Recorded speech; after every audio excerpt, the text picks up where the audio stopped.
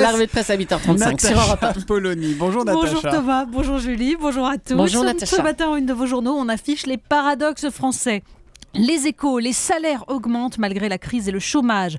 Le Parisien aujourd'hui en France, des intérimaires en or à l'hôpital.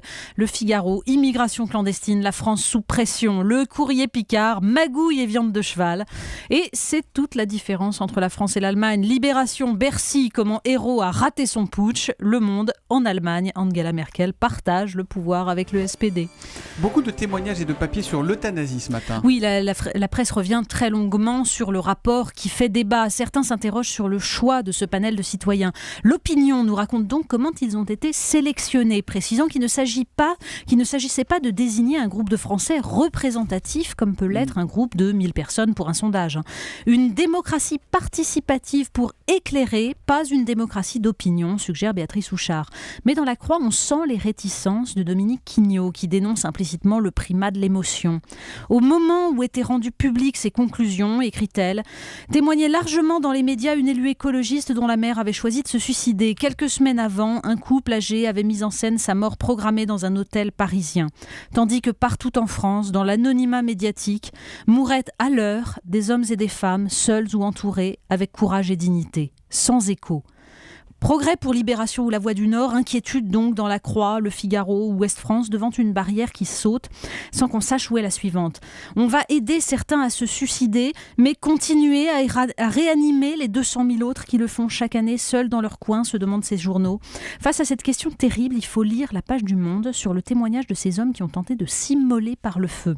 Hasard du calendrier, car c'est un web documentaire qui se penche sur ces actes rares. Avec notamment 2 hommes à bout, harcelés au travail. L'un d'eux explique qu'il n'avait aucune intention de mourir.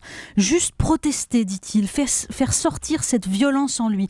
Une image terrifiante de la complexité de la vie humaine, de la souffrance et du rapport à la mort, qu'aucune loi malheureusement n'apaisera. Allez, on va redevenir un tout petit peu plus terre à terre avec de la cuisine électorale. Et finalement très léger, voilà. Le Figaro fait état des tractations des Verts pour obtenir de François Hollande qu'il tienne sa promesse numéro 48. Oui, introduire une part de proportionnelle aux élections législatives. C'était la promesse numéro 47 de François Mitterrand en 1981, nous rappelle Guillaume Tabar. Et il l'a tenue juste avant 1986 pour empêcher le RPR et l'UDF d'obtenir une majorité absolue à l'Assemblée. François Hollande pourrait-il être tenté par la tactique ? Guillaume Tabar cite François Rebsamen, pour qui François Hollande ferait un excellent président face à une assemblée élue à la proportionnelle. Oui, entendez, là où il faut des manœuvres, des alliances d'appareils, la cuisine électorale donc. Alors l'inconvénient, nous dit le journal, ce serait de faire entrer le FN en force dans l'hémicycle. Mais on se souvient que ça n'avait pas dérangé du tout François Mitterrand. Il y a un papier qui fait beaucoup parler et écrire ce matin, c'est celui d'Henri Guénaud. Oui, puisqu'on parle de Front National, justement, le papier d'Henri Guénaud dans Le Monde, une pleine page, dont Libération se moque d'ailleurs. L'ancienne plume de Nicolas Sarkozy chercherait à se rattraper d'un match perdu contre Marine Le Pen sur une chaîne d'infos. Certes, mais le texte est intéressant. Alors on a une analyse des notions d'extrême droite, de fascisme. Donc d'après Henri Guénaud, le FN ne serait pas d'extrême droite, mais serait poujadiste et inhumain, dit-il. En fait, derrière le débat intellectuel, on sent surtout le malaise d'un gaulliste face à l'OPA du Front National sur la Croix de Lorraine qui avait été un peu abandonné par tous. Alors amusant, aujourd'hui le Parisien nous montre une photo d'Henri Guénaud justement et qui provoque des réactions violentes. Diabolique, lit-on sur Twitter. Même l'Élysée serait fâché.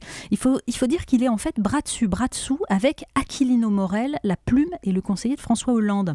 Alors son alter ego de l'époque Sarkozy en fait. Exactement, et ceux qui s'insurgent oublient qu'Aquilino Morel fut proche d'Arnaud Montebourg, donc de la démondialisation.